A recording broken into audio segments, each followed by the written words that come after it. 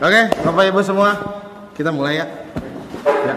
Assalamualaikum warahmatullahi wabarakatuh. Waalaikumsalam warahmatullahi wabarakatuh. Terima kasih Bapak Ibu guru yang telah menyempatkan waktunya. Ada Bu Anggi, Pak Indra, Ibu Anita, Ibu Sekar, Ibu Rizky, Bapak Eka dan Bapak Faris yang telah menyempatkan waktunya ya. Pada siang hari ini, mungkin menjelang sore ya. Saya sebetulnya ini adalah tugas pengimbasan ya Bapak Ibu ya. Tugas pengimbasan tentang diseminasi budaya positif. Jadi pada saat saya melaksanakan kegiatan program calon guru penggerak, ada namanya diseminasi budaya positif dan ini harus diimbaskan kepada teman-teman Dewan Rekan Sejawat disebutnya di sekolah gitu ya. Mungkin ini sedikit tentang gambaran bagaimana kita untuk sebetulnya kita tuh seorang guru, mengikuti guru penggerak itu sebetulnya untuk membuka wawasan bahwa menjadi guru itu sebetulnya banyak yang salahnya kita tuh selama ini gitu. Bukan berarti dulunya kita tidak benar, bukan ya, cuman untuk menyempurnakan budaya positif menjadi seorang guru yang berpusat pada siswa. Itu mungkin banyak langkahnya Bapak Ibu guru ya. Di sini saya ingin menjelaskan diseminasi budaya positif. Boleh Bu Anggi, next ya. Pengertiannya adalah budaya positif adalah nilai-nilai, keyakinan dan kebiasaan-kebiasaan di sekolah yang berpihak pada murid agar murid berkembang menjadi pribadi yang kritis, penuh hormat dan tanggung jawab. Nah, dari sini kita bisa lihat bahwa seperti yang waktu kita pernah ngobrol waktu itu Bapak Ibu ya, yang pengimbasan, bukan pengimbasan, PI itu ya. Apa itu PI? PI kan namanya pembimbingan individual itu. Jadi pernah kita bahas tentang nilai-nilai dan keyakinan kebiasaan itu. Jadi budaya positif ini adalah nanti ada kita jelaskan tentang namanya yang paling utama itu adalah segitiga restitusi ya. Itu santai aja ya, jangan tegang ya. Duh, saya jadi tegang ini. Malah saya yang tegang nih Bapak Ibu. Iya, Bu, saya tegang. Iya, saya deg-degan jujur aja, maklum ya namanya orang ya. Iya. Oh, benar Ibu ya. Jadi sambil santai aja ya. Sambil santai mohon mangga ya. Jadi membiasakan budaya itu apa sih budaya? Ada yang tahu nggak Bapak Ibu budaya? Budaya.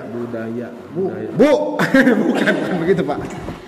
Wah, Pak Indra nih, guru IPS nih. PPKN. Budaya itu apa Pak Indra? Budaya itu sebuah kebiasaan yang kita lakukan secara terus-menerus gitu. Wah, sebuah kebiasaan yang dilakukan terus-menerus ya, luar biasa. Kebiasaan itu disebut budaya. Iya, tepat sekali Pak Indra. Budaya itu adalah sama adat istiadat. Oh iya, betul. Tepuk tangan lagi guys. Bener ini guru PPKN berarti nih. Ini guru PPKN nih berarti bener. Ya, berarti budaya itu adalah kebiasaan ya Pak Indra ya. Kebiasaan yang dilakukan terus-menerus hingga menjadi habit atau iya, budaya gitu ya. Habit itu budaya ya? Ya, namanya juga. Habit itu kebiasaan. Iya. Berarti kontinuitas ya Pak Indra ya.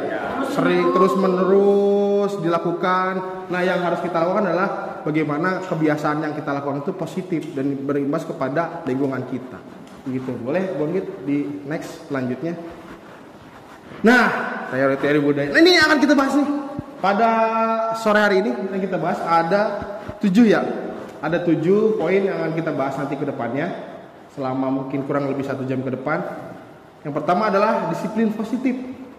Lalu ada motivasi perilaku manusia. Lalu ada 5 dasar kebutuhan manusia. Lalu ada posisi kontrol guru. Lalu ada hukuman konsekuensi restitusi. Selanjutnya keyakinan kelas dan terakhir adalah segitiga restitusi. Nah, ini yang akan kita bahas nanti ke depannya selama 1 jam ke depan. Selanjutnya Bu Anggi boleh dilanjutkan. Nah, masuk ke disiplin positif. Ini kata Ki Hajar Dewantara mengatakan bahwa untuk mencapai kemerdekaan atau dalam konteks pendidikan kita saat ini, untuk menciptakan murid yang merdeka, syarat utamanya harus ada disiplin yang kuat. Disiplin yang dimaksud adalah disiplin diri yang memiliki motivasi internal. Jika kita tidak memiliki motivasi internal, maka kita memerlukan pihak lain untuk mendisiplinkan kita, atau motivasi eksternal karena berasal dari luar, bukan dari diri kita sendiri. Jadi kita bisa merefleksikan bahwa sebuah disiplin itu tidak melulu harus kita laksanakan. Kalau kita tidak mampu melaksanakan, mungkin kita butuh bantuan orang lain untuk mendisiplinkan kita. Ya, seperti murid kalau misalkan dalam peraturannya harus disiplin, tapi dia tidak sanggup disiplin, berarti kita sebagai seorang guru bagaimana membuat anak itu menjadi disiplin. Itu adalah motivasi eksternal. Ya, mungkin selanjutnya Bang. Motivasi perilaku manusia. Nah, di sini ada 3 poin. Menurut Diane Gosen dalam bukunya Restructuring School Discipline mengatakan ada 3 motivasi perilaku manusia. Yang pertama adalah menghindari hukuman, ketidaknyamanan. Yang kedua, untuk mendapatkan imbalan atau penghargaan dari orang lain. Yang ketiga, untuk menjadi orang-orang yang mereka inginkan, menjadi orang yang mereka inginkan dan menghargai diri sendiri dengan nilai-nilai yang mereka percaya. Yang pertama, ini sebetulnya seperti mengerucut ya. Menghindari hukuman, yang kedua mendapatkan imbalan, yang ketiga adalah untuk menjadi yang mereka inginkan. Nah, kalau kita sebagai seorang guru Bapak Ibu ya, mengajar selama ini nanti dulu ya Neng, sebentar ya Neng. Ya. Selama ini kita mengajar, melihat perilaku murid kita dalam sekolah. Mereka mengerjakan tugas, datang sekolah sampai pulangnya, itu kira-kira masuknya ke yang mana nih? Menghindari hukuman, mendapatkan imbalan atau menjadi diri mereka sendiri. Kira-kira Bapak Ibu, menjadi hukuman ya? Iya, mungkin dari zaman kita ya, zaman kita dulu sekolah ya, pasti yang paling besar adalah rasa ketakutan ya akan hukuman yang akan kita dapatkan apabila kita tidak melaksanakan peraturan yang ada di sekolah. Benar nggak Bapak Ibu? Ya, jadi mungkin dari zaman kita dulu juga mungkin hal yang sama ya.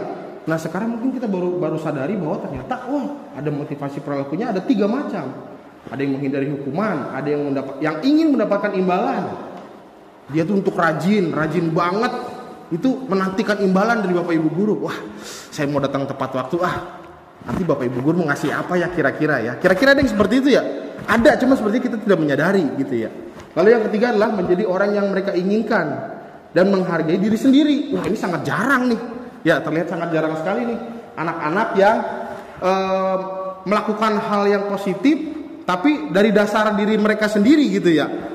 Kebanyakan untuk menghindari hukuman. Betul sekali. Tepuk tangan dulu dong, bersemangat. Selanjutnya Bang Gi silakan di annex. Nah, kebanyakan nanya saya ini kalau ngomong. Nah, ini adalah 5 kebutuhan dasar manusia. Kita sebagai manusia pasti punya kebutuhan yang mendasari untuk hidup. Ya, di sini saya menjelaskan adalah ketika seorang murid melakukan suatu perbuatan yang bertentangan dengan nilai-nilai kebajikan atau melanggar peraturan, hal itu sebenarnya dikarenakan mereka gagal memenuhi kebutuhan dasar mereka. Kita berkaca pada diri kita sendiri. Ada 5 kebutuhan dasar manusia.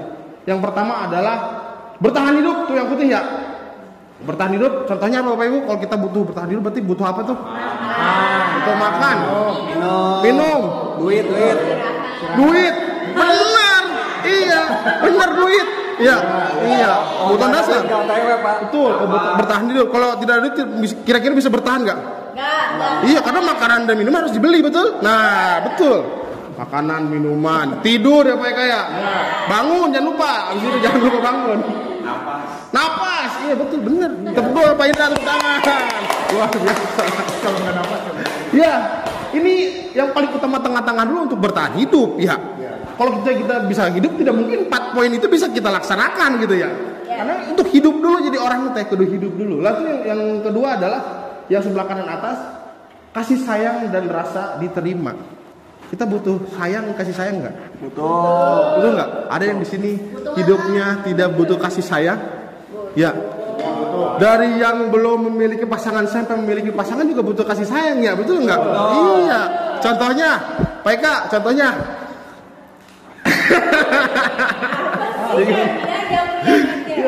Ya, jadi rasa kasih sayang itu bukan bentuk cinta aja, itu bentuk perhatian dari keluarga, bentuk perhatian dari mungkin pasangan, anak, gitu ya.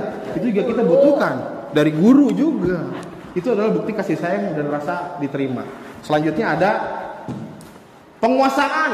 Penguasaan itu semacam si anak atau kita sendiri tuh ingin memiliki tujuan yang ingin dicapai.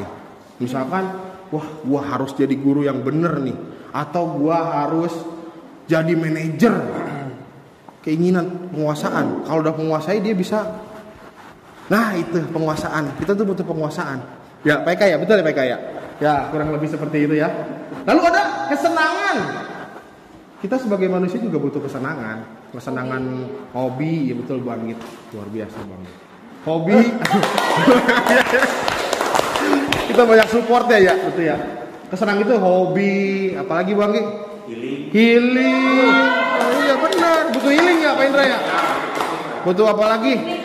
Piknik, belanja. Iya, salah satu kesenangan. Betul Bu Anita, betul. Berarti belanja itu kesenangan pribadi ya. Jadi setiap orang juga memiliki cara untuk menyenangkan diri sendirinya gitu ya. Ada yang main game, ada yang mancing, ada yang ya banyak lah. Hanya mereka yang tahu untuk memenuhi kebutuhan kesenangannya. Dan yang terakhir adalah kebebasan.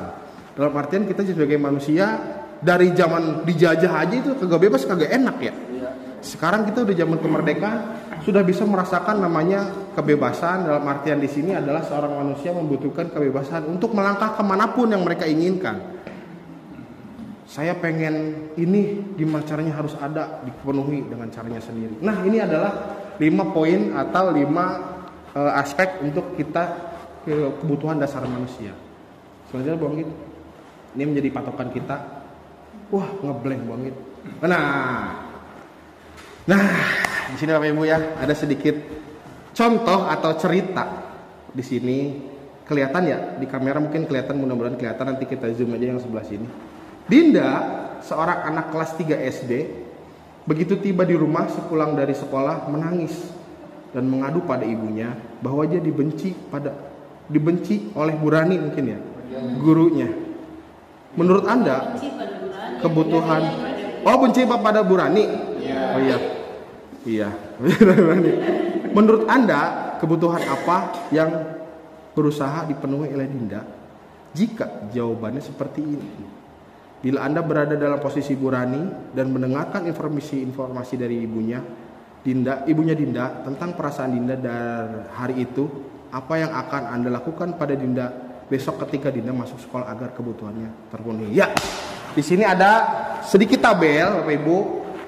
Di sini di sedikit tabel. Contoh ya, jawaban Dinda, kebutuhan dan tindakan. Di sini ada yang pertama adalah Ibu guru bilang aku tidak boleh bersenandung sewaktu mengerjakan tugas.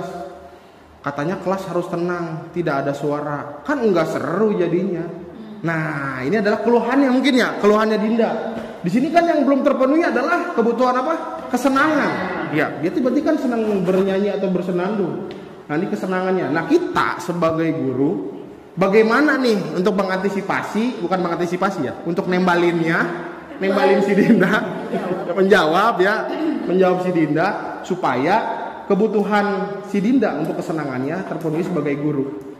Ibu guru bilang aku tidak boleh bersenandung sewaktu mengerjakan tugas. Katanya kelas harus tenang, tidak ada suara. Kan gak seru jadinya. Nah, coba ada kalimat yang positif untuk membuat dia jadi senang nggak kira-kira Bapak Ibu? Supaya dia kebutuhan kesenangannya itu terpenuhi. Boleh kita sambil sharing aja di sini. Sambil sharing. Contoh deh, saya kasih contoh satu ya tuh ya. Saya kasih contoh satu untuk kebutuhan kesenangan. Ibu guru untuk bilang ke si Dinda supaya si Dinda suka bersenandung, gimana caranya? Misalkan gini, tindakannya adalah Dinda, wah suara kamu bagus nih. Tapi kan sekarang kita lagi belajar matematika nih, misalkan gitu ya. Nanti pada saat pelajaran seni budaya, boleh kamu bersenandung yang kencang ya, yang bagus, tunjukkan kepada murid-murid teman-teman kamu bahwa kamu itu bisa bernyanyi. Bagaimana seperti itu contohnya? Ya. Contohnya. Itu contoh sedikit. Itu contoh sedikit bahwa kita tuh memberi kata-kata positif dulu. Jangan tiba-tiba menjudge, "Hei Dinda, kamu jangan bersenandung, berisik tahu." Nah, mungkin jawabannya adalah ini. Gitu. Nah, gimana caranya supaya kebutuhan kesenangannya mungkin setelah dikatakan seperti kan, oh baik Bu, nanti pada saat pelajaran seni budaya saya akan bernyanyi dengan baik. Wah, kan jadi motivasi gitu ya. Oke, itu contoh kesenangan. Lalu berikutnya yang di bawah, Ada tentang kasih sayang dan rasa terima kasih. Ibu guru tidak menyapaku hari ini, padahal aku punya jepit rambut baru. Wah, ini butuh perhatian berarti ini bocah nih ya. Di sini adalah kasih sayang dan rasa terima kasih. Oh ya kelas 3. Iya kan kelas 3 SD Bu, masih bocil ya. Nah, menurut Bapak Ibu guru, kalimat seperti apa yang membuat kasih sayang dan rasa terima kasih ini bisa diterima? Boleh? Siapa yang mau angkat tangan? Kita sambil santai aja Bapak Ibu. Ya Pak Faris, mangga. Ibu guru tidak menyapaku hari ini, padahal Iya. aku pakai jepit rambut baru. Apa yang harus dilakukan oleh seorang guru ya? Mungkin saya akan menyapa dia. Besoknya kan ya? Besoknya Pak. Ya, saya menyapa dia, meminta maaf karena tidak memperhatikan dengan kelihatan itu kan jepit rambutnya yang baru. Nah untuk besoknya itu saya akan menyapanya. Dinda maaf ya, Bapak kemarin gak lihat kalau kamu punya jepit rambut yang baru.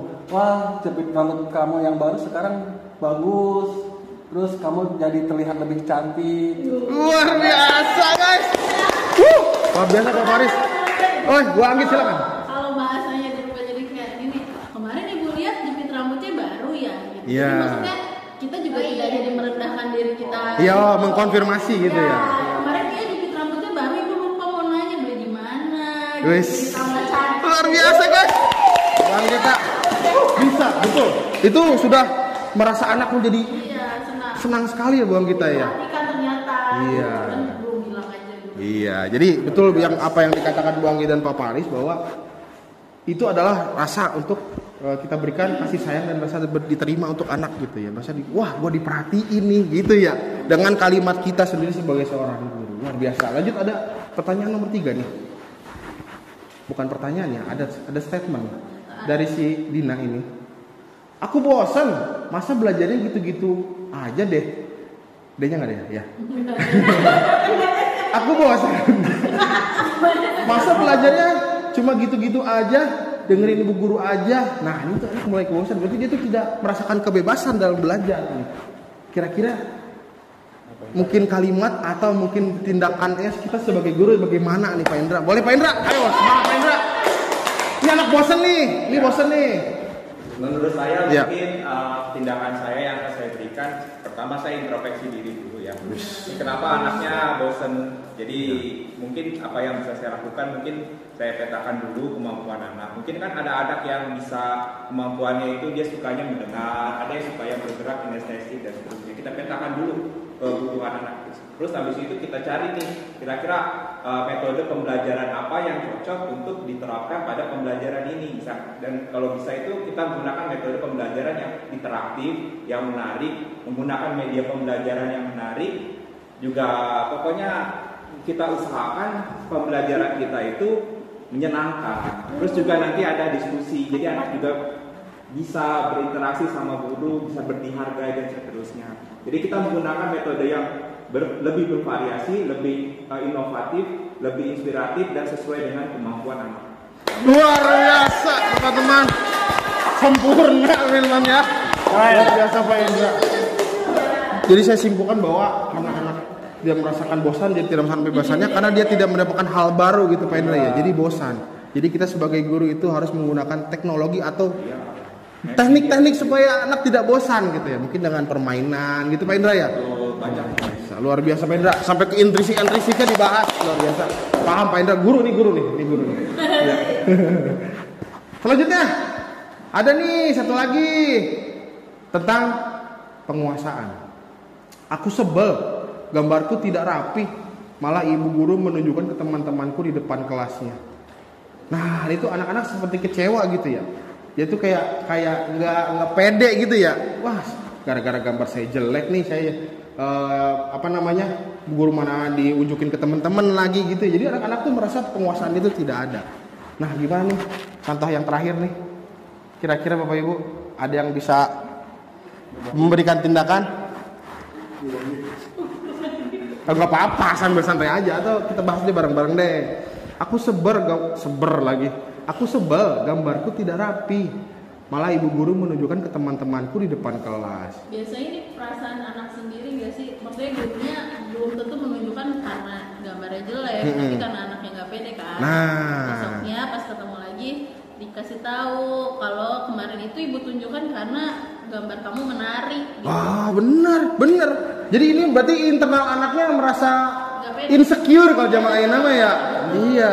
Nah kira-kira bahasanya gimana Bang gitu yang enaknya? Gimana ya? Ya dijelaskan lagi di depan kelas atau ke si Dindanya ini dikasih tahu kemarin ibu nunjukin gambar kamu di depan kelas kan, itu karena gambar kamu menarik, terus warnanya bagus atau apa, jadi untuk menjadi contoh atau inspirasi teman-teman yang lain. Temennya ada yang belum selesai misalnya gitu. Oke, Bang. Siap. Luar biasa. Mungkin ya benar juga begitu ya. Jadi kita memberikan pemahaman supaya anak itu jangan insecure gitu ya. Belum tentu yang dia buat itu tidak bagus gitu ya.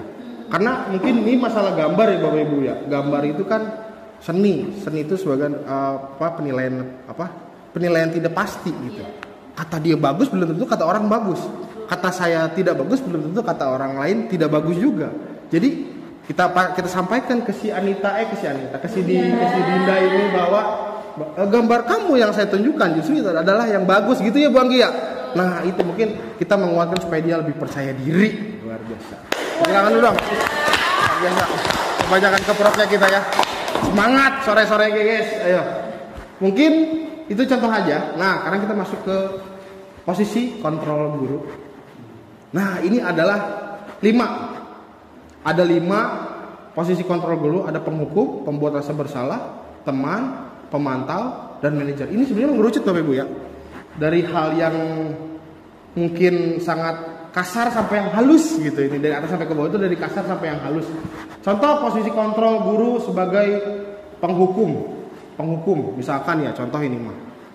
Kita lagi piket nih misalkan. Lagi piket ada anak datang terlambat. Lalu anak itu kita suruh push up 2000 kali. Pingsan. Iya, contoh kayak gitu ya. Iya kan contoh Pak Ibu, 2000 kali misalkan. Hei, kamu kenapa datang terlambat? Saya kesiangan Pak, push up gitu. Nah, itu sebagai penghukum. Bapak Ibu itu guru sebagai penghukum. Kira-kira ada yang pernah begitu nggak Bapak Ibu? Pernah. Bahkan saya sendiri pernah Bapak Ibu. Bapak saya sendiri pernah sebagai penghukum. Jadi apa yang mereka lakukan kadang-kadang tuh kita tuh merasakan penguasaan diri kita gitu ya. Serasa jadi guru lu, wah mentang-mentang guru gua nih. Sini kamu, push up 20 kali, lari keliling lapangan. Nah, itu sebagai penghukum. Lalu ada yang kedua adalah pembuat rasa bersalah. Pembuat rasa bersalah ini mungkin ditindakan oleh kalimat seperti misalkan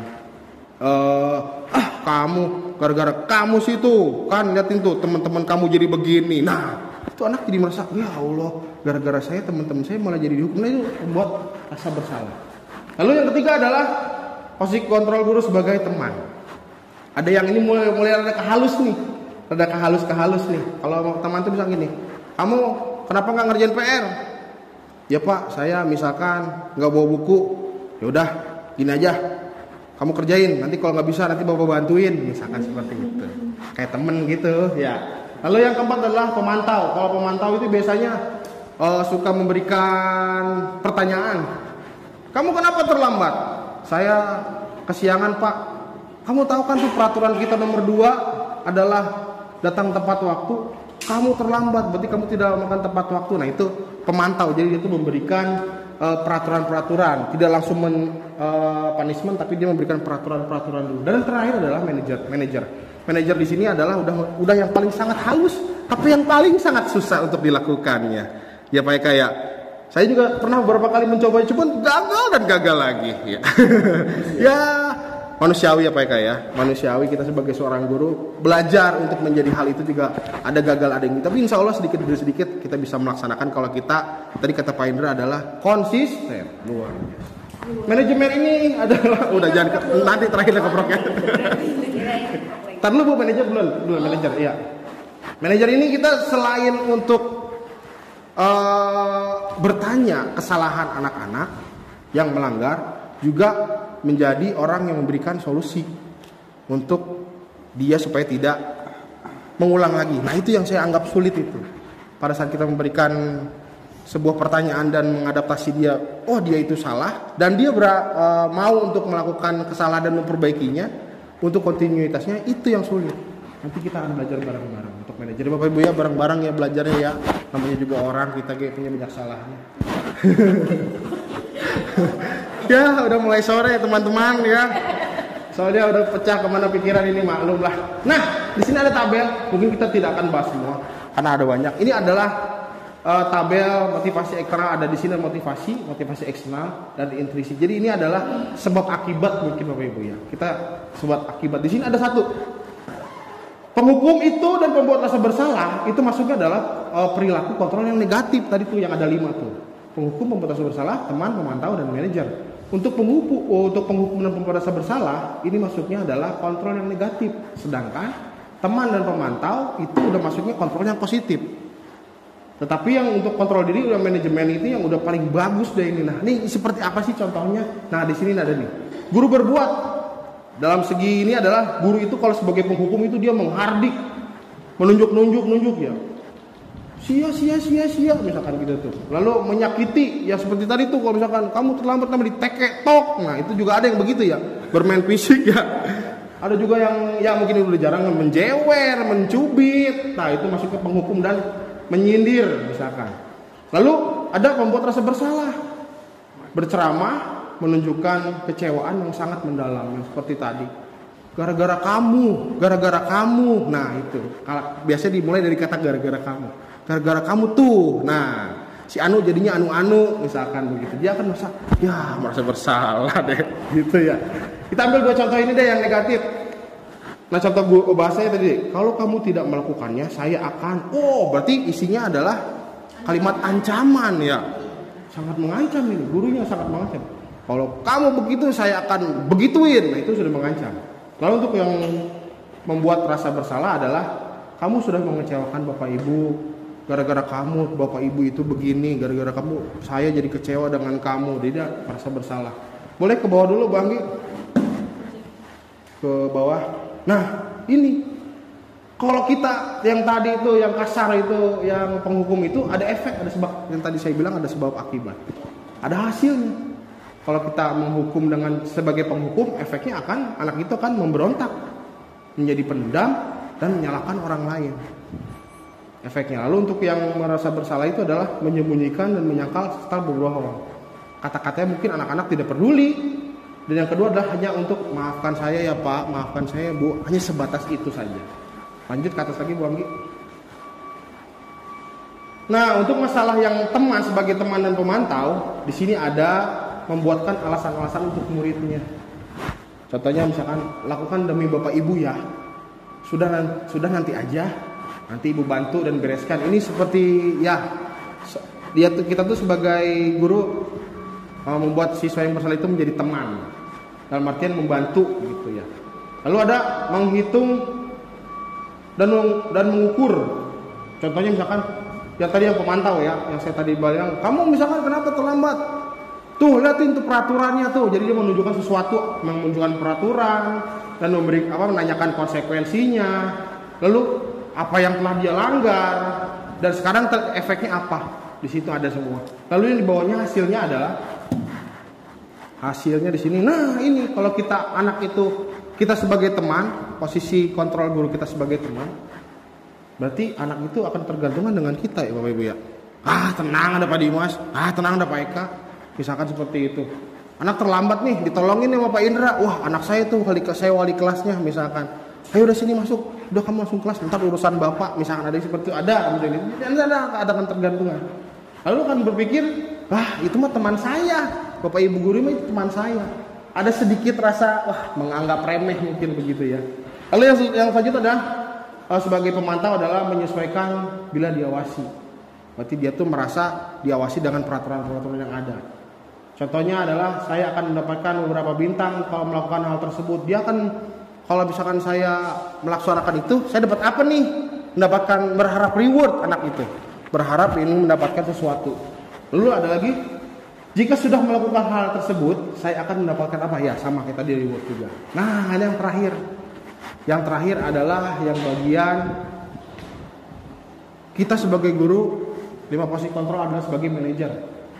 Nah ini yang rada susah nih. Ya susah, yang gampang diucapkan tapi susah dilaksanakan.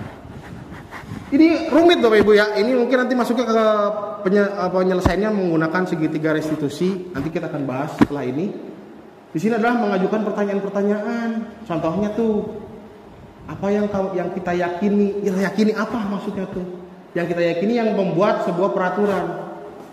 Apakah kamu meyakini hal tersebut? Kalau kamu meyakininya, maukah kamu memperbaikinya? Lalu kalau kami memperbaikinya, jadi kira-kira hal tersebut akan menggambarkan apa tentang dirimu? Wah, ini rumit sekali, ini rumit sekali. Mungkin lebih kesulit dipahami mungkin ya, tapi sedikit-sedikit kita akan bisa. Hasilnya adalah anak-anak ini kalau misalnya kita bertanya itu mendalam, membuat karakter mereka tuh menjadi bukan watak. Jadi seperti apa aslinya tuh orang tuh seperti apa. Lalu murid-murid berkata, bagaimana cara saya bisa memperbaiki keadaan ini? Nah, ini berarti anak-anak itu tidak hanya minta maaf, tapi dia belajar untuk menyelesaikan masalahnya. Gitu. Jadi kan anak-anak kita menghukum, kayak tadi menghukum di push up atau di jitak itu akan meninggalkan hal negatif. Kalau yang tengah-tengahnya tadi dia hanya sebatas meminta maaf. Nah, kalau ini lebih dalam lagi, gimana caranya supaya saya untuk bisa memecahkan hal tersebut? Ini lebih rumit lagi. Nanti kita bahas satu persatu ke dalamnya. Lanjut. Ya ini mungkin kita skip aja mungkin karena sama juga. Kita lanjut aja Bang. Nah, capek Bapak Ibu ngomong wae. Pak, boleh minta minumnya, Pak? Iya, Pak. Santai ya. Mungkin karena udah sore ini. Wah, ada gempa bumi. Lagi menurunin barang di sini. Kita lagi pembangunan bikin candi baru. Nah, di sini Bapak Ibu ada hukuman, konsekuensi, restitusi. Sebelumnya kita jelasin hukuman, konsekuensi, restitusi. Itu apa bedanya, Bapak Ibu? Wanita. Hukuman ini deh, dua dulu deh. Hukuman dan konsekuensi. Kita pernah mendengar hukuman. Ya, sok banget.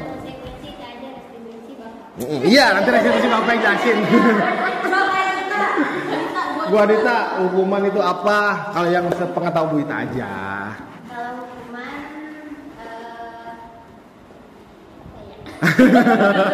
hukuman PK. Hukuman PK. Iya. Iya. Iya.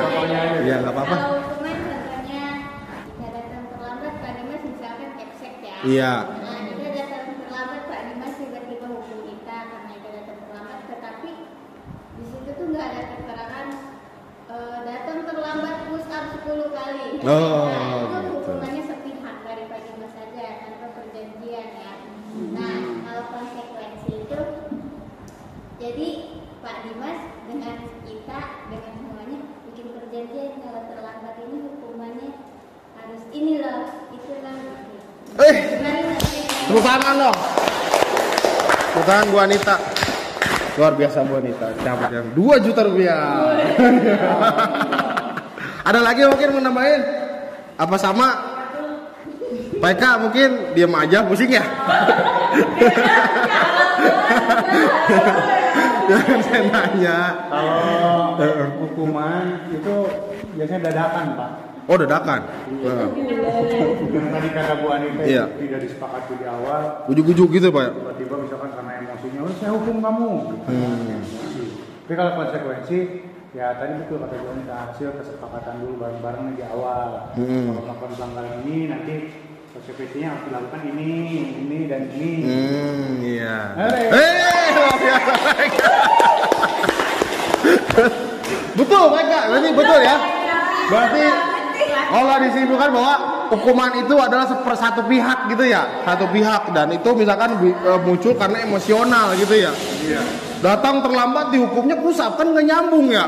Nah kalau misalkan konsekuensinya adalah peraturan sudah dibuat dan disepakati, dan kalau misalkan ada hukuman pun atau ada kesalahan pun mirip-mirip lah, nyambung-nyambung dengan tujuannya. Misalkan peraturannya adalah dilarang mencoret-coret dinding. Pada saat dia melanggar mencoret-coret dinding, dia harus membersihkannya gitu ya konsekuensinya. Jadi nyambung. Jangan nyoret-nyoret jadi yang bersihin WC gitu kan beda gitu ya. Nah itu dia. Di sini ada penjelasannya. Hukuman bersifat tidak terencana atau tiba-tiba. Betul Bu Anita tadi luar biasa, Pak Eka juga luar biasa. Tiba-tiba tidak terencana ya. Anak atau murid tidak tahu apa-apa yang terjadi dan tidak dilibatkan. Hukuman bersifat satu arah dari pihak guru yang memberikannya dan murid hanya menerima aja suatu hukuman tanpa melalui suatu kesepakatan atau mengarahkan dari pihak guru, baik sebelum atau sesudahnya. Hukuman yang diberikan bisa berupa fisik, psikis. Murid anak yang disakiti oleh suatu perkataan atau kata-kata, bisa hukuman itu yang menyakiti bukan hanya sebatas fisik aja, tapi di kata-kata juga bisa gitu ya. Dasar kamu ganteng misalkan gitu ya. Dasar kamu cantik gitu. Ya, sebaliknya maksudnya. Nggak boleh Pak. Iya. Itu nggak boleh, itu hukuman. Yang berkata dasar kamu, nah itu udah pasti marah itu Pak. Nah untuk konsekuensi sudah terencana atau sudah disepakati. Nah, berarti kan ada peraturan yang disepakati ini, ada dua pihak ini.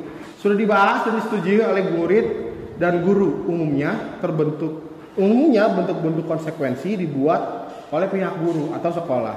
Dan murid sudah mengetahui sebelumnya konsekuensi akan diterima bila ada pelanggaran. Betul tadi ya, ada dua arah. Kalau tadi mau hukuman cuma satu sepihak, kalau ini sudah disepakati bersama-sama. Oke? Jelas ya Bapak Ibu ya? Itu tentang hukuman dan restitusi. Boleh. Ini yang saya suka nih. Silakan wanita. Tapi kalau restitusi itu apa? Nanti kita bahas habis ini. Habis ini kita bahas ya. Apa itu restitusi? Iya apa ya? Apa yang sangat bagus. Tambah lagi 3 juta rupiah. Ada 5 juta wanita itu ya. Nanti secara tidak langsung kita akan paham restitusi itu apa dengan beberapa contoh yang saya berikan di sini. Ada kotak nih, tindakan kita tebak-tebakan berhadiah lagi ya.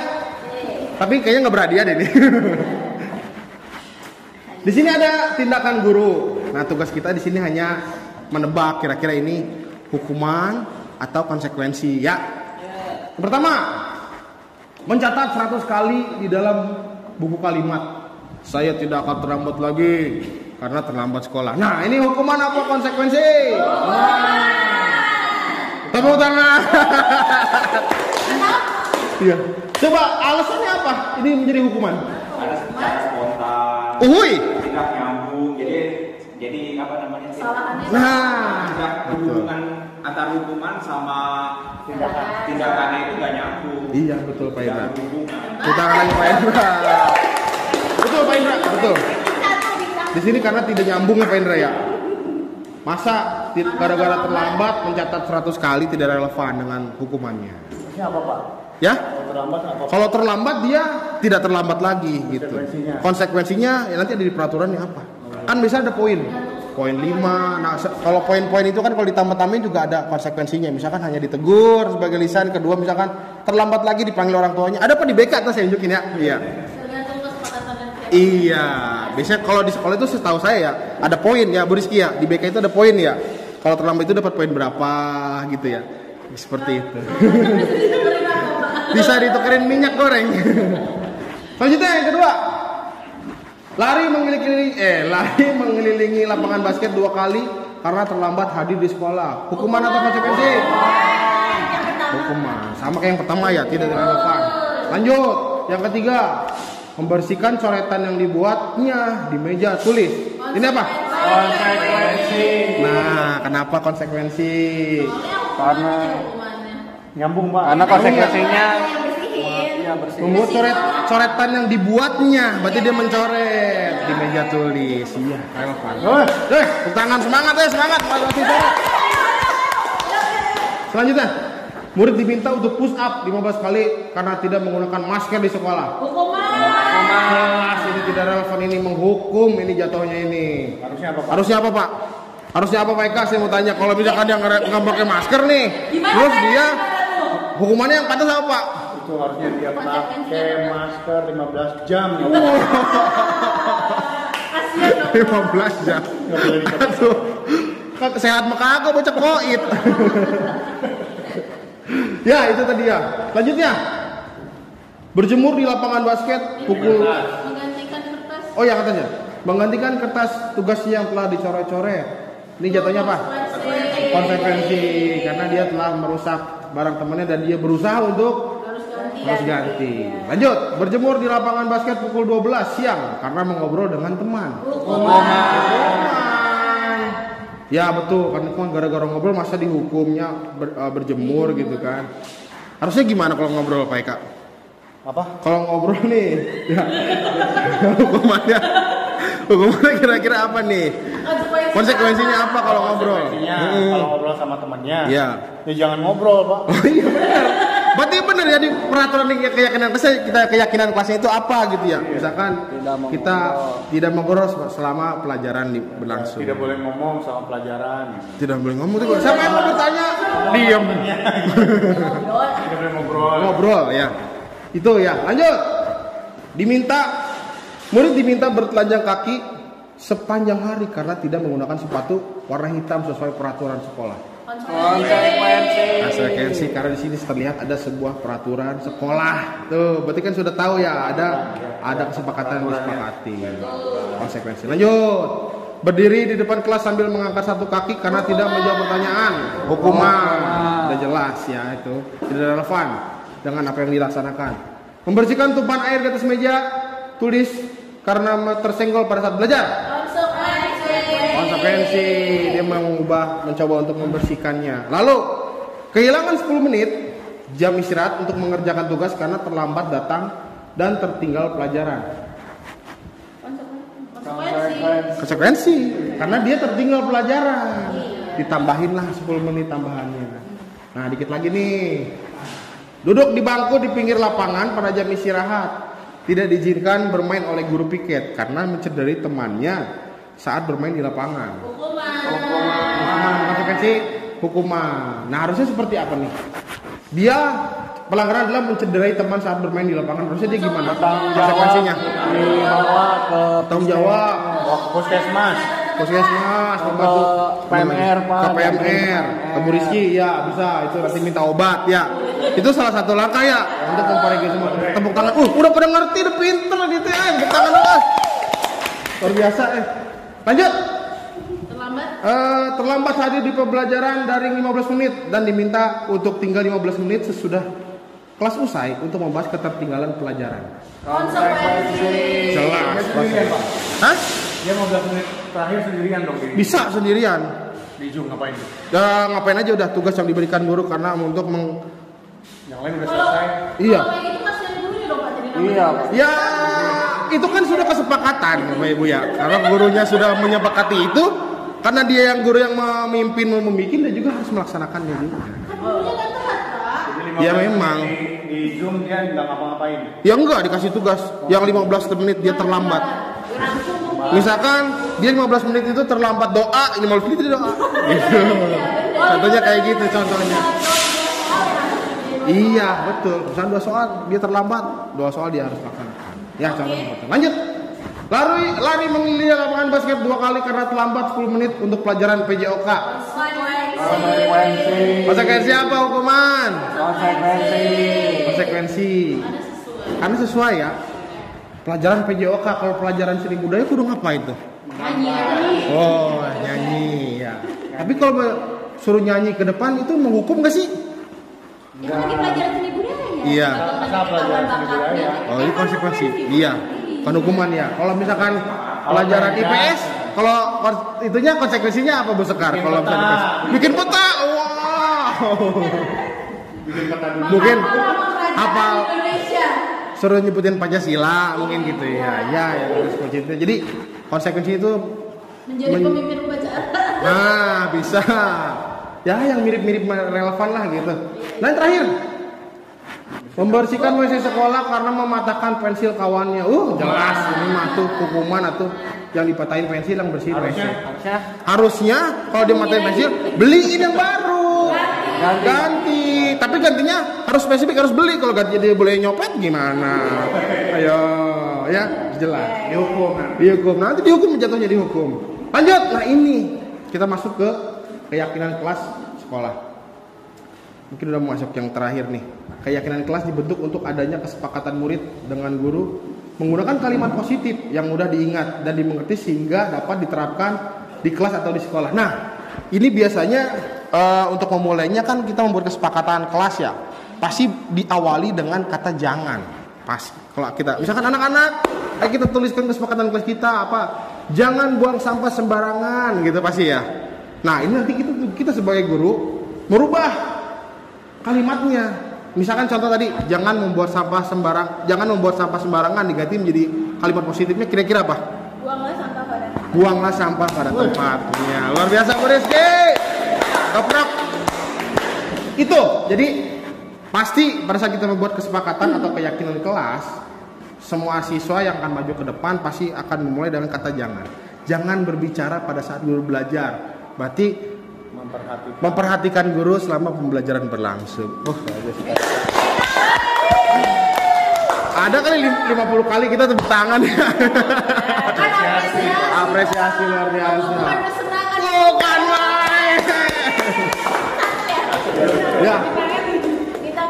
Bintang 7, 2 juta rupiah. Ya. Lanjut.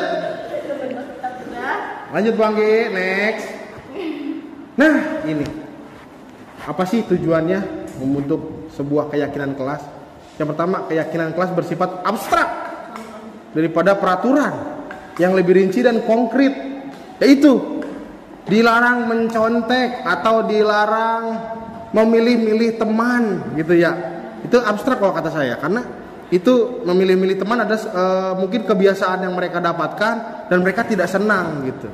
Nah, mereka ingin teman-teman itu tidak memilih-milih teman seperti itu. Jadi lebih ke konkretnya, lebih ke kalau misalnya tadi jangan memilih-milih teman. Kalimat positifnya apa kira-kira? Berteman dengan siapa saja. Luar biasa. Masih semangat, luar biasa. Itu hebat. Bisa yuk. Lalu yang kedua, keyakinan kelas berupa pernyataan-pernyataan universal. Jadi untuk peraturan yang dibuat itu untuk semua kalangan gitu ya. Jadi tidak petah-petahkan misalkan di kelas harus menggunakan kerudung misalkan. Nah, laki gimana? Ya kan? Nah, itu maksudnya universal itu tidak membeda-bedakan gender gitu. Harus seperti itu. Lalu pernyataan keyakinan kelas senantiasa dibuat untuk bentuk positif ya seperti tadi itu. Selanjutnya, keyakinan kelas hendaknya tidak terlalu banyak sehingga mudah diingat dan dipahami oleh semua warga kelas. Pada saat kita membuat kesepakatan kelas, bikinlah anak sebanyak-banyaknya. Tapi kita sebagai guru bisa mengkontrol kira-kira mana yang relevan, mana yang mudah diingat, mana yang mudah dijalani. Seperti itu. Ya. Selanjutnya, keyakinan kelas sebaiknya sesuatu yang dapat diterapkan di lingkungan tersebut gitu ya. Jadi jangan nyeleneh misalkan gitu ya peraturan-peraturannya. Misalkan dilarang bawa sapi ke kelas misalkan gitu ya. Kan buat apa gitu ya. Iya, karena nggak ada yang jaga di rumah, dibawa sapinya itu ke kelas itu kan. Itu yang tidak diterapkan di lingkungan sekolah yang nyambung lah gitu. Selanjutnya, semua warga kelas hendaknya ikut berkontribusi dalam pembuatan keyakinan kelas lewat kegiatan curah pendapat. Ya seperti tadi. Jadi kira-kira kalian punya keresahan atau kalian pengennya gimana sih kelas teh? Misalkan Pak, saya tuh kalau kelas tuh pada bawa kaki Pak, misalkan kelas tuh contoh ditulis harus menjaga kebersihan. Jatuhnya kan gitu ya. Umum. Dikomunikasikan dan yang terakhir adalah bersedia meninjau kembali keyakinan kelas dari waktu ke waktu. Jadi, nah ini kalau meninjau kembali berarti gimana caranya keyakinan kelas itu menjadi sebuah hal budaya positif yang berkesinambungan dan kontinuitas gitu ya. Jadi tidak hanya pada saat itu tapi bisa berjalan dari waktu ke waktu. Saya lanjutnya. Nah, ini contoh. Ini ada contoh tiap jenjang mungkin ya. Ini contoh keyakinan kelas 1 lah. Kita bacakan 3 dulu. Setiap anggota kelas perlu belajar, setiap anggota kelas perlu senang, setiap anggota kelas perlu melakukan tugas. Jadi kan kalimat sederhana yang anak kelas 1 mudah pahami gitu ya. Jangan buat kalimat-kalimatnya untuk kelas 1 tapi jangan menggunakan kata-kata yang aneh, itu tidak dipahami. Jadi menggunakan kata-kata yang mudah dipahami sesuai dengan jenjangnya. Dan seperti dengan kelas 5 beda tuh. Selalu bersikap positif. Kira-kira kalau misalkan ditulis ini, selalu bersikap positif di kelas 1. Ngerti kagak nih bocah? Kagak ngerti. Nah, itulah penggunaan kalimat-kalimat yang bisa diserap oleh peserta didik. Beda lagi nih dengan kelas 7, udah mulai berkembang lagi nih. Hormatnya kayak gimana? Kami meyakini bahwa sangat penting untuk menghormati semua orang dan barak milik orang lain. Wah, ini udah masuk jenjang yang semakin konkret. Bekerja, kami meyakini bahwa sangat penting untuk mengerjakan segala pekerjaan atau mengikuti kegiatan yang telah ditugaskan. Semakin tinggi jenjangnya, semakin peraturan itu harus disadari dan diyakini oleh siswa itu tersendiri gitu. Selanjutnya Bang Gi. Nah, tadi Mbak Anita nanya segitiga restitusi ini. Saya tidak menjelaskan restitusi apa, tapi kita bisa melihat dari sini. Ya, ntar ada pertanyaan terakhir buat Bu Anita. Ya. Penggunaan segitiga restitusi dalam menyelesaikan masalah murid. Ada 3. Menstabilkan identitas, validasi tindakan yang salah, dan menanyakan keyakinan. Tujuannya untuk mewujudkan murid yang mandiri dan bertanggung jawab. Nah, ini yang saya bilang tadi. Ini adalah mudah dilihat tapi sulit untuk dijalani. Karena kita kembali lagi kepada diri kita masing-masing, bagaimana kita cara menyelesaikan sebuah masalah. Dari sini kelihatannya. Saya juga sama Ibu, mulai dari hal yang sangat rumit, saya sebagai pribadi yang emosional, gimana caranya menjadi sebuah pribadi yang bisa menunjukkan murid bahwa dia harus mandiri dan bertanggung jawab. Ini susah, tapi kita belajar di sini ya.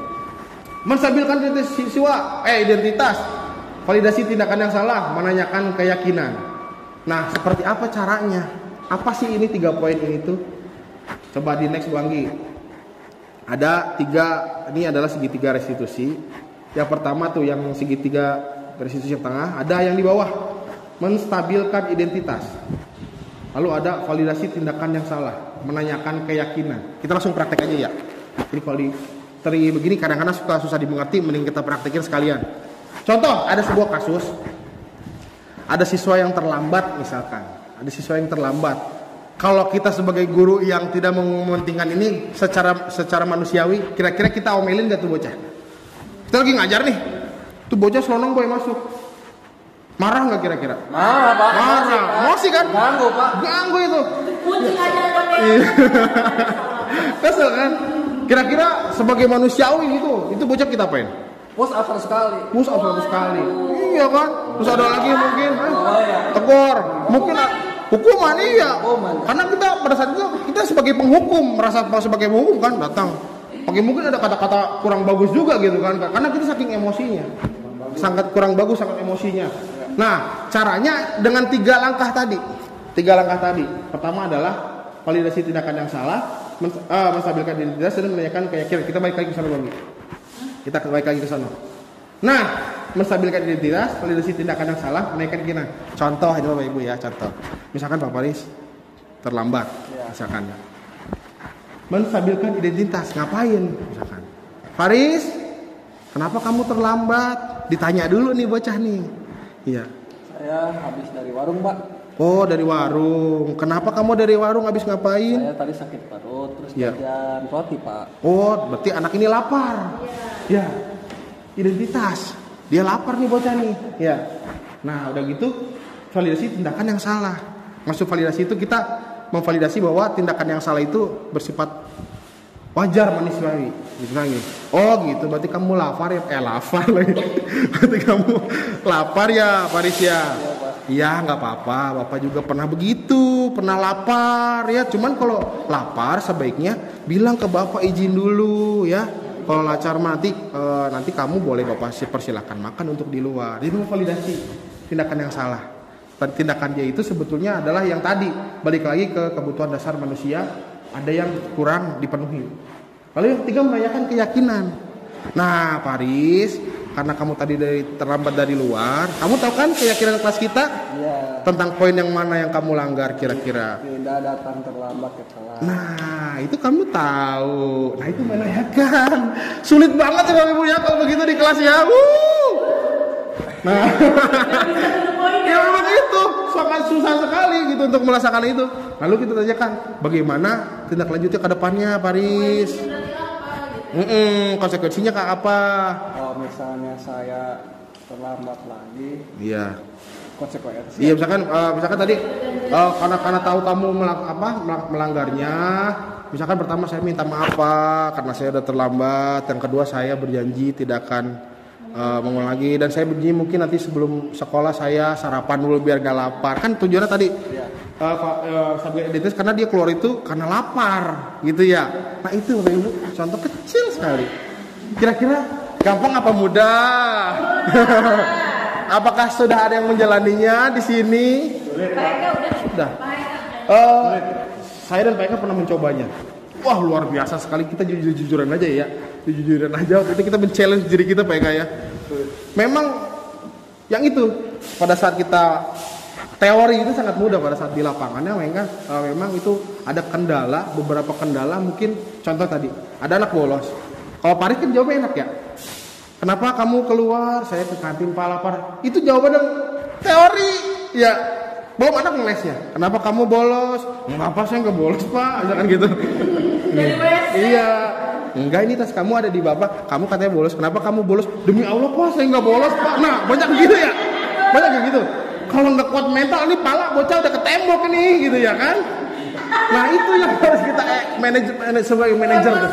Itu yang kita poin di depan, yang kita sebagai manajer tuh itu. Gagal, saya gagal jujur Bapak Ibu, gagal. Ya Pak Eka ya, saya melaksanakan gagal.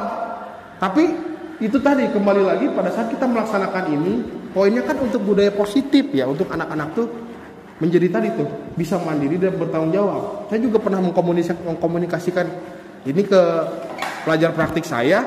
Bu, saya pernah melaksanakannya kok, sepertinya sulit. Saya pernah melaksanakan kok, tetap aja emosional gitu kan.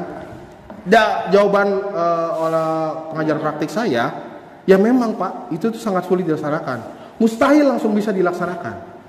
Tapi kuncinya adalah konsisten dan tetap stabil dengan 3 ini gitu. Tetap stabil dengan 3 ini. Jadi intinya tuh itu tadi, untuk merubah sebuah kebiasaan negatif menjadi budaya positif. Nah ini nih yang tadinya kita menghukum ini dan hasilnya nihil, dan kita menjalankan ini belum tentu juga dia ada hasilnya ya. Begini kita omongin baik-baik, ya Pak, saya tidak akan melaksanakannya. Belum tentu besok kan dia tidak mengulangi, tidak ada jaminan ya. Tidak ada jaminan ini anak tidak mengulanginya, pasti ada namanya manusia untuk mengulangi. Cuman itu tadi kontinuitasnya dan konsistenan kita sebagai guru untuk menjalankan segitiga restitusi ini. Ya itu saya rasa sulit, sangat sulit. Cuma ya kita harus optimis, kita bisa lebih ya. Sangat harus optimis sekali. Itu ya bisa ya. Ya. Nah, ini contoh segitiga restitusi.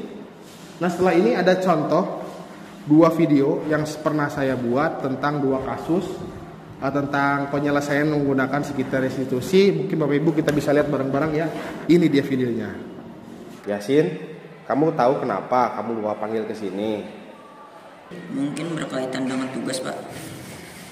Iya bener. Tapi kamu kemarin masuk enggak? Iya Pak, masuk, tetapi saya tidak mengumpulkan tugas. Oh gitu. Ya nggak apa-apa. Setiap orang juga kan punya salah Yasin ya. Cuman setiap orang melakukan kesalahan pasti ada alasannya. Nah alasan kamu kenapa bisa nggak ngerjain tugas? Saya ngantuk Pak. Jadi semalam saya main game sampai jam 12. Terus nggak ngerjain tugas gitu Pak.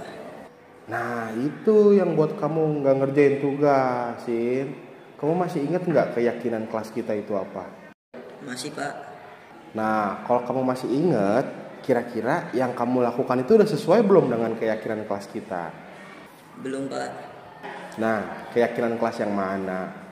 Selalu bertanggung jawab Pak. Nah ternyata kamu tahu. Terus kira-kira kamu punya solusi nggak nih tentang masalah ini? Saya minta maaf ke Bapak karena tidak mengerjakan tugas. Saya janji tidak akan tidur larut malam lagi, dan saya akan segera mengerjakan tugas. Baik, Yasin, Bapak apresiasi untuk tanggung jawab kamu. Kamu jangan ulangi lagi ya. Sekarang kamu silakan kembali beristirahat. Terima kasih Pak. Saya permisi.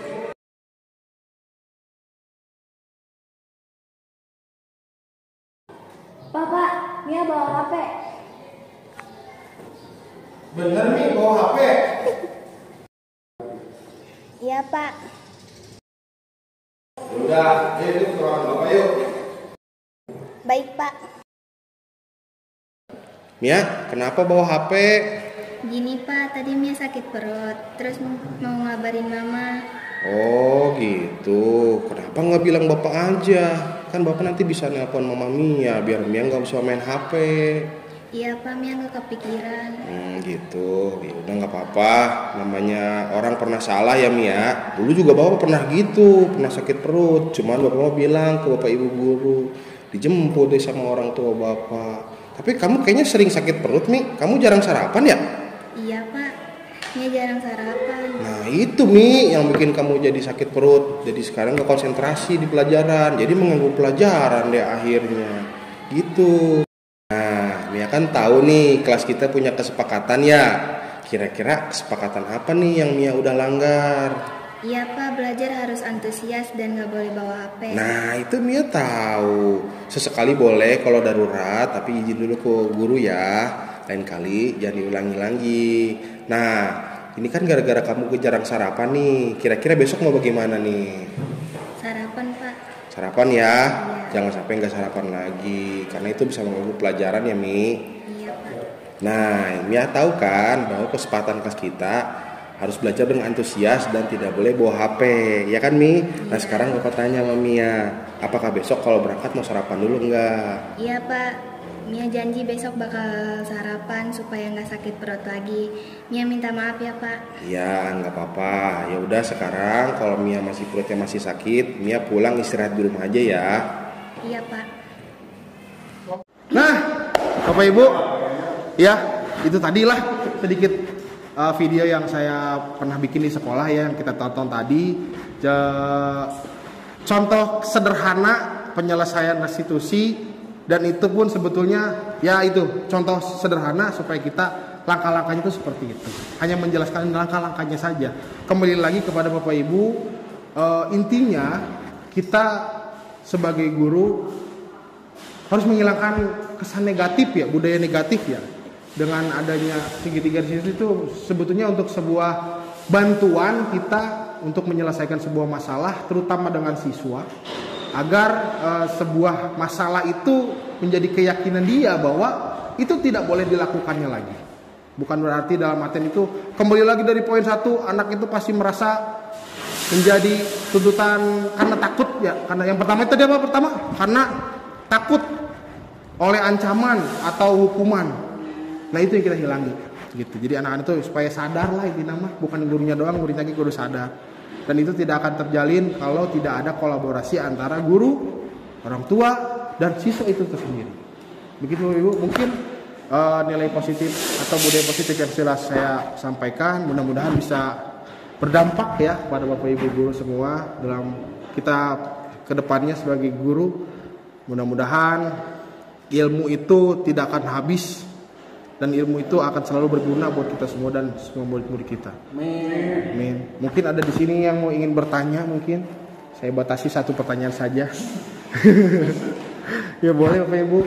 Pak Indra mungkin, Pak Paris, Bu Sekar, Pak. Iya. Nah, restitusi. Kalau saya yang tangkap Bu Anita ya, hukuman itu satu arah. Ya. Terus konsekuensi 2 arah yang diyakini.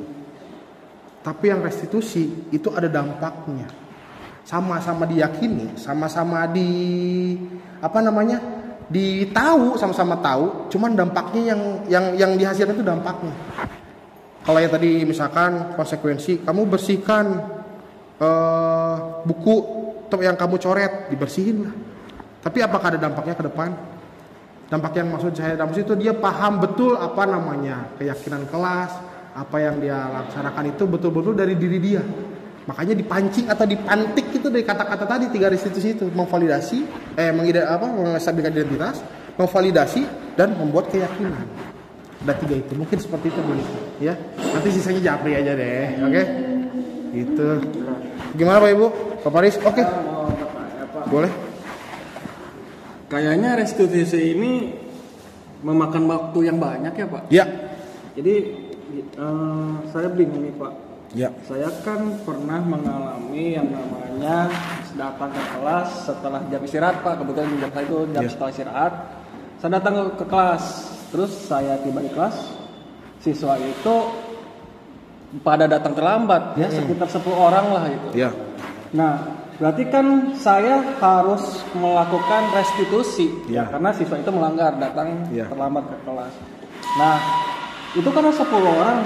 Nah, saya bingung Pak, kalau misalnya saya satu seperti itu nanti kemakan waktu jam saya mengajar. Betul, gitu. betul. Itu bagaimana solusinya? Oke, terima kasih. Luar biasa Bapak pertanyaannya. Ya, ini umum ya, pertanyaan umum yang banyak kita hadapi. Kalau kita pakai restitusi kan harus satu-satu ya. Kalau bareng-bareng bagaimana Pak gitu ya? Ya, ada yang bisa menjawab? Ya kita sharing aja, kita diskusi. Mungkin Bu Anggi yang bisa menjawab mungkin misalkan. Oke, Bu Anggi boleh ke slide yang bagian posisi kontrol guru Bu Anggi. Mana ya?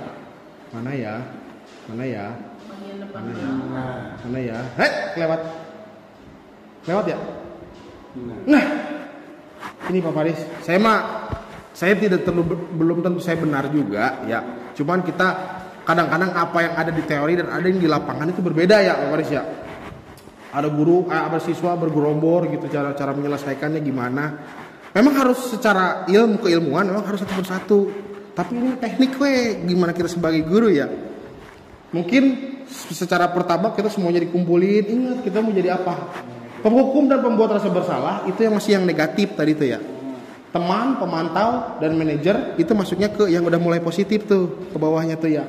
Mungkin kalau berombongan, kalau saya pribadi gitu ya, misalnya mendapatkan kasus yang sama dengan Pak Faris, cara menyelesaikannya mungkin dengan cara sebagai pemantau dulu Pak Faris. Kalau saya kumpulin nih, sama pertanyaannya, kenapa kalian pada bolos misalkan gitu ya? Pasti pertanyaan rata sama, karena mereka saling mendukung ya. Oke, misalkan kita harus cari tahu nih siapa biangnya nih.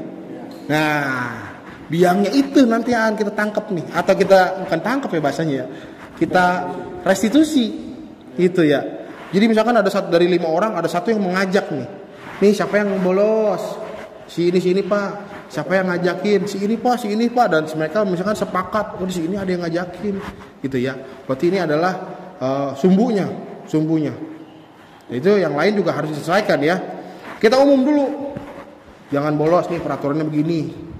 Peraturannya di sekolah harus nanti ada hukumannya begini, panggil orang tua atau apa, atau nanti ada bimbingan konseling misalkan gitu ya.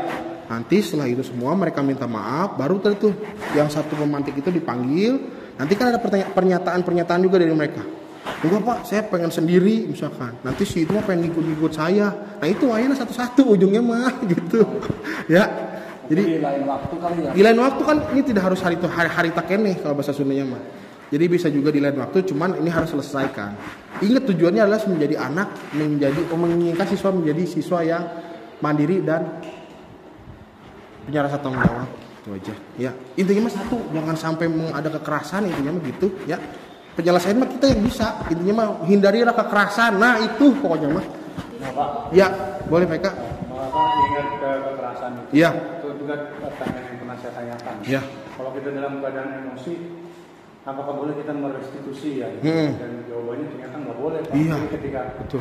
kita emosi lebih baik restitusinya sama guru lain gitu. Kita minta bantuan guru lain. Iya. Atau ada guru BK gitu. Iya. Tolong ke guru BK. Jadi jangan sampai dalam keadaan emosi, tapi kita merestitusi gitu, coba restitusi itu malah jadinya jadi ya gitu lah. Iya, saya sangat setuju dengan Pak Eka. Saya sangat setuju dengan Pak Eka. Iya. Di saat kita mood kita lagi jelek mungkin ya, bocah bener jadi salah ya Pak Eka ya. Iya kan? Ya kita kembali ke mood, misalkan kita lagi kurang enak nih, bocah datang dengan membawa kesalahan, itu pasti hasilnya jelek. Pasti hasilnya minimal ada verbal yang kasar minimal ya. Kalau tidak kita verbal yang kasar itu menjadi sebuah hukuman. Ya itu intinya. Kalau kita mau mengeksekusi, kita harus melihat melihat diri kita sendiri sedang enak apa enggak hati kita, ya, gitu. Dalam artian kalau enggak enak, kalau enak bisa seenak ya bukan, maksudnya dengan kita tenang menyelesaikannya juga bisa tenang. Kalau kita emosi, iya kalau emosi kan inginnya cepet-cepet ya. Kenapa kamu telat? begini Pak, kita tidak akan menerima alasan dia, emosi. Sebagaimanapun itu benar, alasannya tidak akan kita terima karena kita sedang emosi. Yang ada di teke itu bocatnya. Nah itu kita hindari. Ya. Ada lagi? Mungkin sudah ya teman-temannya. Waktunya juga sudah sore. Yang penting kita harus tetap semangat. Semangat buat diri kita sendiri, tepuk tangan. Harus semangat. Terima kasih teman-teman. Kalau misalkan ada pertanyaan apa boleh nanti di lain waktu kita sampaikan. Terima kasih atas waktunya. Semoga